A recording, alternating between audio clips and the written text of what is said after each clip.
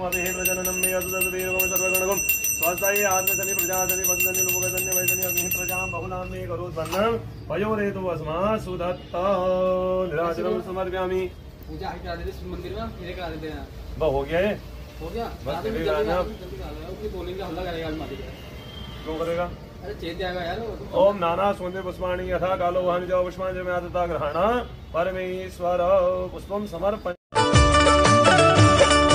एक हाथ में कंगी तेरी, एक हाथ में शीशा, एक हाथ में कंगी तेरी, एक हाथ में शीशा, मैं तेरो स्वरूप खान तू मेरी मनीषा। मैं अपनी लड़की को लेने जा रही हूँ। हाँ, मैं अपनी लड़की को लेने जा रही हूँ, धनगढ़ी जा रही हूँ अपनी लड़की को लेने, और अपनी लड़की को लेके आती हूँ मैं। मेरे को अपनी लड़की की बहुत याद आ रही है और मैं जा रही हूँ। तो मैंने सर उनका मन को नहीं मारा। मैंने कहा ठीक है कोई बात नहीं, मतलब हम तो कोई बात नहीं, हम तो मतलब बड़े हैं समझ। पर मैंने कहा वो बच्ची छोटी है। मैंने कहा ठीक है आप जा रहे हो मिलने, उनको जाओ। कह रही गरिमा ने कहा मुझे कि मेरे को उसकी बहुत याद आ रही है, मैं जा रही हूँ। मैंने कहा ठीक है आप जाओ। फिर मैंने उनको कहा पहले अपने मम्मी पापा के पास जाओ आप, उसके बाद आप वहाँ नेपाल बाद में जाना आप। मैंने उनको दिल्ली से, उन्होंने कहा मुझे गाड़ी में, उन्होंने कहा मुझे डायरेक्ट गाड़ी में बिठा दो आप दिल्ली से, मैं आप चले जाऊंगी। आपकी भी छुट्टियां बहुत हो गई हैं और आप ड्यूटी करो और अच्छे से काम करो, तो थोड़ा पैसा उससे भी खर्च हो गया, आप आराम से काम करो, मैं अकेले चले जाऊंगी। मैंने कहा चलो ठीक है। फिर मैंने उनको दिल्ली के आनंद विहार से उनको मैंने बस में बिठा दिया उनको, और वो अगले दिन घर चली गई। घर पहुंच गई तो घर पहुंचने के बाद थोड़ा सा उनका बिहेवियर चेंज हो गया।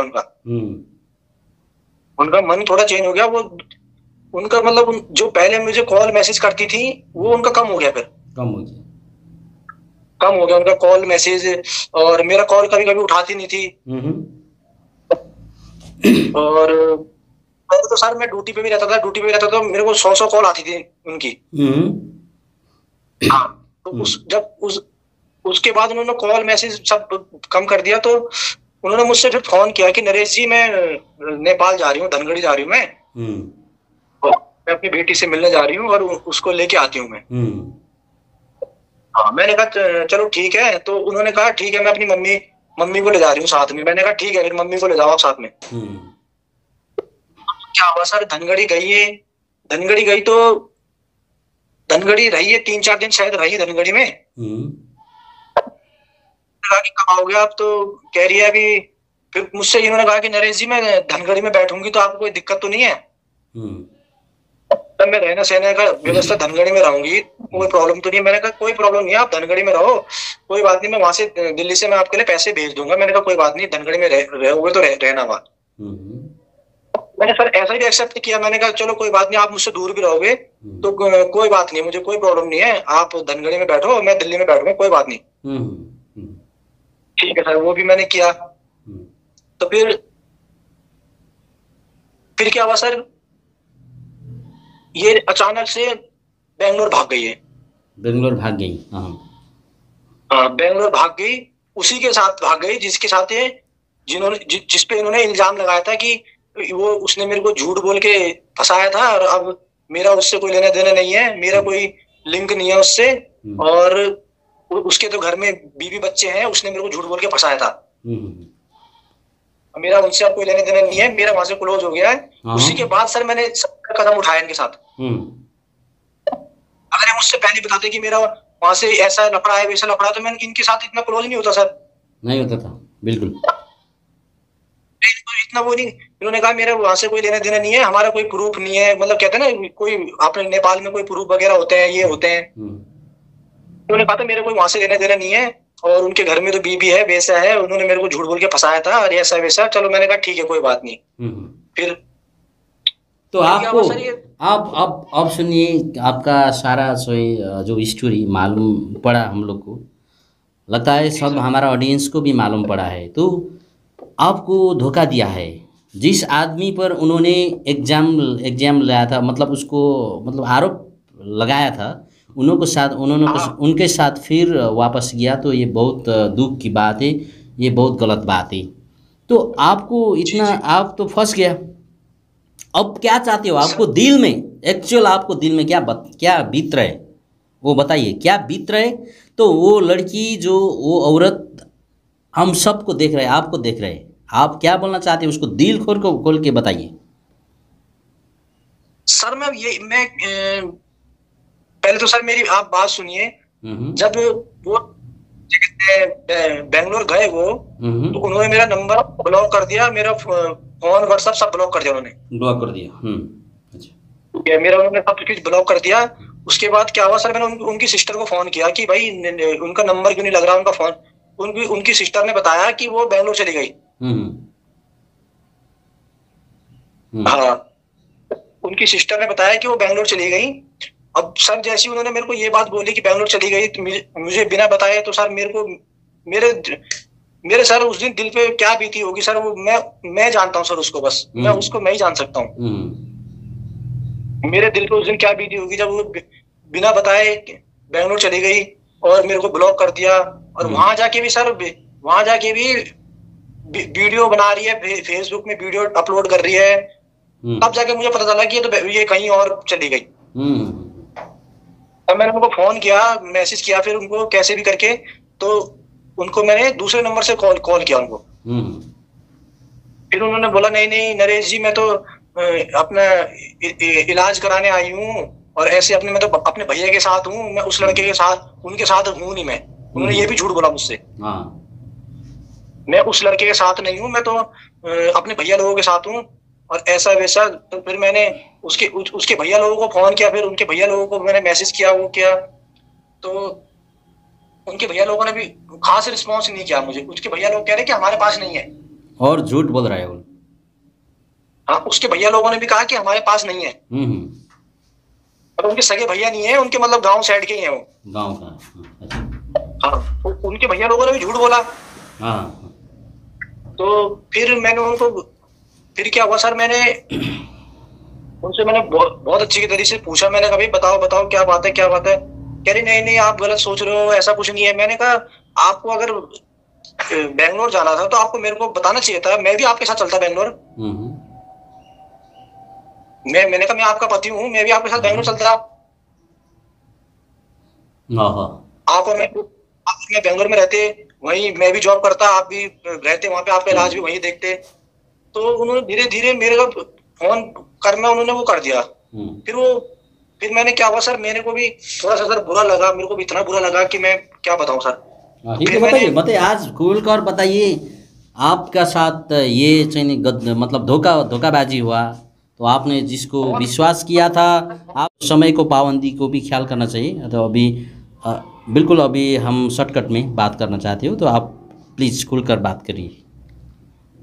वही तो सर धोखा ही हुआ है सर, अब क्या करें बताओ, धोखा ही। अब सर देखो, मैं तो सब कुछ उसको मानने लग गया था, अपना सब। उसको बोलिए, उसको आप क्या, उसको आपको नंबर हर चीज़ में जो ब्लॉक किया है, फेसबुक में ब्लॉक किया है, व्हाट्सएप में ब्लॉक किया है, तो बाद में आपको क्या बात मन में बीत रहा है, उसको क्या बोलना चाहता है वो आप बोलिए।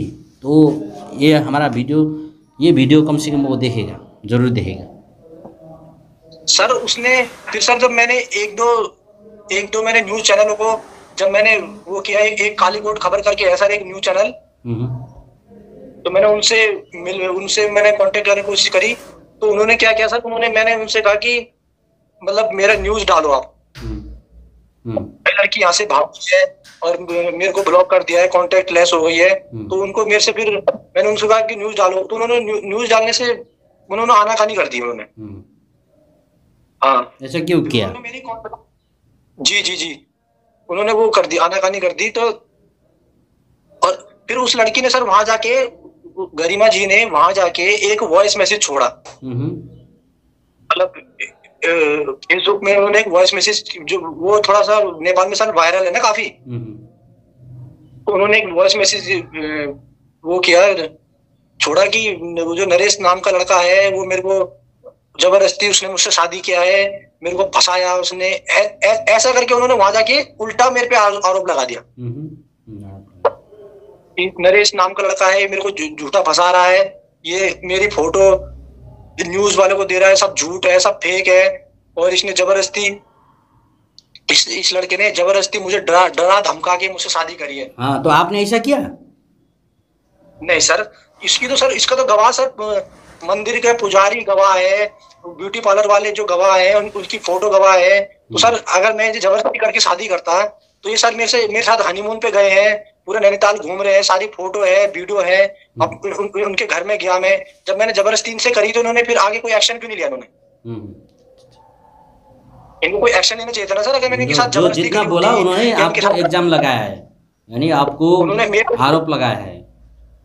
जी, इन्होंने मेरे पे भी आरोप लगाया, अपनी दीदी जीजा पे भी आरोप लगाया इन्होंने कि मेरे दीदी जीजा ने मतलब नरेश के साथ मतलब मेरे को बेचने की कोशिश कर रहे थे, ऐसा आरोप लगा दिया इन्होंने।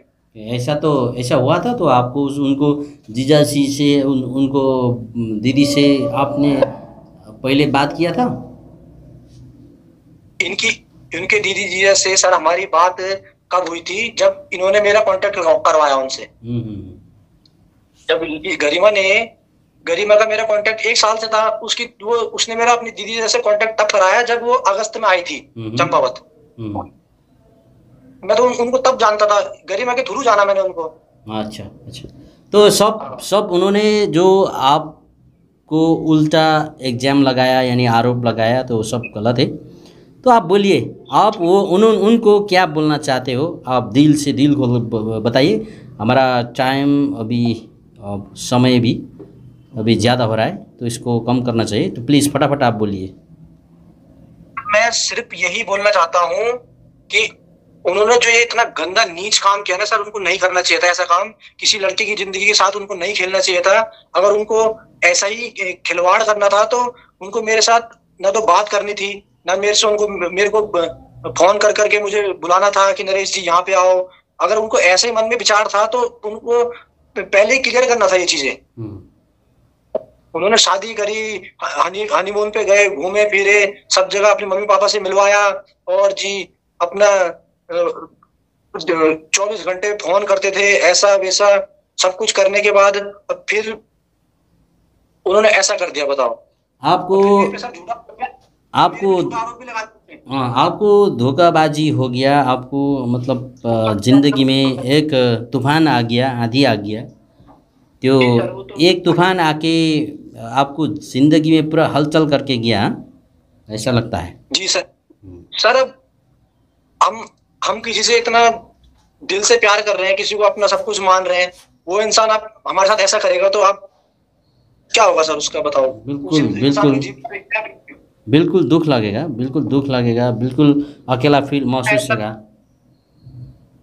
तो ठीक है, हम लोग आपसे मुलाकात हुआ, आपने रिक्वेस्ट किया हमारा जो चैनल से, हमारा जो ये ऑनलाइन टेलीविज़न से आपका जो आवाज़ हम लोग कंफर्म हम लोग ये ब्रॉडकास्टिंग यानी हम लोग प्रस्तुत करेंगे।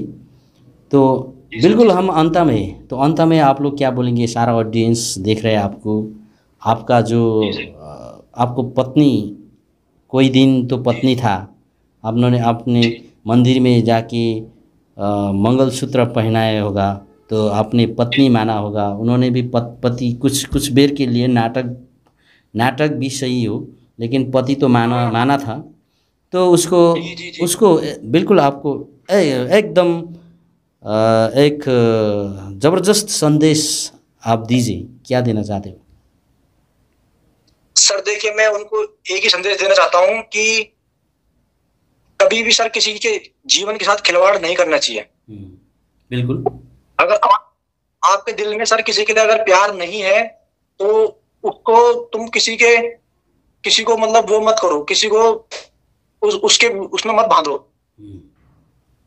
हाँ, और किसी के साथ ऐसा खिलवाड़ मत करो। और सर इनको ऐसी लड़कियों को सर ऐसा छोड़ना भी नहीं चाहिए इनको, खाली ऐसी लड़कियों को जो ऐसे चीटिंग करती है। सर आज उन्होंने मेरे साथ चीटिंग करी है, कल वो किसी और के साथ भी करेंगी, कल वो परसों किसी और के साथ करेंगी। अगर इनको सर हमने ऐसे ही अगर छोड़ दिया इन लड़कियों को, या ऐसे इनको बात दबा दी, तो ये आगे भी भविष्य में ऐसा काम चलते रहेंगे, उसको बढ़ते जाएगा। तो ठीक है, अंत में आपको एक बात पूछता हूँ, आप बिल्कुल छाती में हाथ रख के बताइए, तो जो अभी भी आपको आपके लिए उसको प्यार है कि नहीं? उनको प्यार है अभी भी? प्यार तो अब सर मैं क्या कह सकता हूँ सर, मैं इसका तो मैं जवाब नहीं दे पाऊंगा सर अब मैं, क्योंकि सर उन्होंने प्यार तो सर उनसे इतना था कि इतना सब शायद मैंने अपने जीवन में किसी और से किया होगा। मैंने इतना प्यार तो मैंने अपने जीवन में किसी और से किया होगा, अपने माँ बाप के अलावा, अपनी फैमिली के अलावा, उसी से किया था मैंने इतना प्यार। बिल्कुल। तो आपने सच्चा प्यार किया था, तो इसीलिए आपने शादी किया, बहुत एकदम ईमानदारी पूर्वक किया। तो आपको कहानी सुन के हमको भी बेचैन, मतलब हम लोग भी भावुक हो गया। तो आपने सारा पूरा बता दिया, तो हमारा ऑडियंस को भी समझ में आ गया। तो सारा ऑडियंस लोग, आदरणीय तमाम दर्शक लोग को हम अनुरोध करते हो कि ये वीडियो ज़्यादा से ज़्यादा शेयर करिए, ताकि ये भारतीय नागरिक है, जो चाहे भारतीय हो, चाहे नेपाली हो, चाहे स्वदेशी हो या विदेशी हो, जो भी हो, इंसान हो, कि इंसान के साथ इंसान ने ऐसा खिलवाड़ नहीं करना चाहिए। हमारा मकसद ये है कि कोई भी लड़की, कोई भी लड़का किसी का ज़िंदगी के साथ खिलवाड़ करना नहीं चाहिए, कि ज़िंदगी सबका उतना ही महत्वपूर्ण है। तो इसीलिए हमारा भाई था। आपका एक बार अंत में आपको एक बार फिर दोबारा परिचय मांगना चाहता हूँ मैं, आपको फिर एक बार परिचय। जी सर, मेरा नाम नरेश पहाड़ी है। नरेश जी, हाँ नरेश जी, हाँ नरेश जी, नरेश पहाड़ी जी हमारा साथ था। तो फिर उसका साथ नेपाली लड़की का साथ प्यार हो गया था।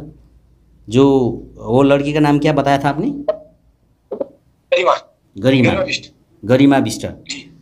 ओके भाई जी, आपको बहुत बहुत धन्यवाद। आप हमारा पास आया, हमारा यो मीडिया में आया, तो आपने रिक्वेस्ट किया, तो आपको मुताबिक हम लोग ने ये जो वीडियो बनाया है, एक इसको हम लोग संप्रेषण करना चाहते हो। जो आपने जो प्रूफ्ड हम लोग को भेजना, तो वो लड़की का फ़ोटो और वगैरह हम लोग डाल सकते हैं? आप अनुमति, इजाज़त देता है?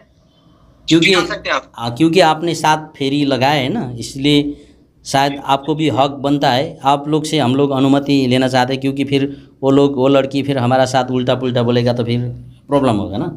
नहीं सर। ओके, आप धैर्य करिए, तो आपको आगे जीवन अच्छा से चलना चाहिए। तो हम कम से कम वो बहन को हम अनुरोध करते हो कि वो संपर्क में आए और उसको एक बार माफ़ी मांगे। ये नरेश जी चाहते हैं कि हमको जितना गाली दिया, बदनामी किया, तो उसको माफ़ी मांगना चाहिए। आपको इरादा यही है ना? एक मिनट सर, मैं सर लास्ट में ये कहना चाहता हूँ कि उनको पहले तो ऐसा काम उन्होंने नहीं करना चाहिए, और उन्होंने अगर ऐसा काम कर भी लिया है उन्होंने, तो सर उनको किसी को झूठा इल्जाम ही लगाना चाहिए उनको, कि वो नरेश ने मेरे को जबरदस्ती शादी किया, ऐसा किया, वैसा किया। उनके सर मेरे फोन में उनके सारे वॉइस मैसेज, उनके लव मैसेज, उनके सब सारे वीडियो कॉल सब मेरे पास पड़े हैं सर, फिर भी उन्होंने झूठ बोला। बताओ। मैं ये कहता हूँ सर कि उनको एक बार लाइव में आके, पूरी जनता के सामने आके उनको मेरे से माफी मांगनी चाहिए। बिल्कुल। उसी के बाद सर मैं उसी के बाद मैं उनको माफी करूंगा, नहीं तो मैं जीवन भर उनको माफ नहीं करूंगा। बिल्कुल एकदमै। तमाम दर्शकवृन्दहरू, अहिलेसम्म हामीले एक भारतीय नागरिक जो नरेश पहाडी भाइसँग हामीले कुराकानी गऱ्यौँ। उहाँले पटक हामीलाई फोन गरेर हाम्रो चाहिँ अनलाइन उहाँले पनि हाम्रो टेलिभिजन उहाँले हेर्नु भइसकेपछि उहाँलाई पनि आफ्नो समस्या कहाँ राख्ने भनेर धेरै चाहिँ उहाँले सोच्नुभयो र हामीलाई अनुरोध गर्नुभयो। यस मानेमा नरेश पहाडी जो भारतको उत्तराखण्डबाट हुनुहुन्छ, स्वदेशी होस् चाहे विदेशी, जहाँसुकै होस्, हाम्रो लागि पीडितहरूको आवाज हामीले बोल्ने कि नबोल्ने, त हामीले यो मानेमा हामी उहाँको आवाज हामीले यस भिडियो मार्फत हामी सम्प्रेषण गर्दैछौँ। यसलाई सकारात्मक दृष्टिकोणले यहाँले हेर्नुहुनेछ। र जो गरिमा बिष्ट जो बहिनी हुनुहुन्छ, तपाईँ एउटा नेपाली चेली हो, हामीलाई तपाईँको माया छ, तर तपाईँले यसरी विदेशी नागरिक होस् चाहे जोसुकैसँग पनि तपाईँले यसरी चाहिँ यो जो नरेश पहाडीले भनेको कुरा यदि सत्य हो भने तपाईँले यसरी अरूको जीवनसँग खेलवाड गर्नु हुँदैन थियो कि भन्ने हाम्रो ठहर छ। र तपाईँ एकचोटि सम्पर्कमा आउनुहोस् तपाईँ यदि सच हुनुहुन्छ, तपाईँ पनि यदि सत्य हुनुहुन्छ, नरेश पहाडले लागेको आरोप चाहिँ झुटो हो भने तपाईँ आउन सक्नुहुन्छ, कुरा राख्न सक्नुहुन्छ भन्दै म प्रस्तुत कुशल किराँती पनि ओझेल हुन चाहन्छु। दर्शकबिन यो भिडियोलाई अन्तिमसम्म हेरेर यो भिडियोलाई तपाईँहरूले चाहिँ धेरैभन्दा धेरै सेयर गरिदिनुहोस् भन्दै म प्रस्तुत कुशल किराँती ओझेल हुन चाहन्छु। नमस्कार।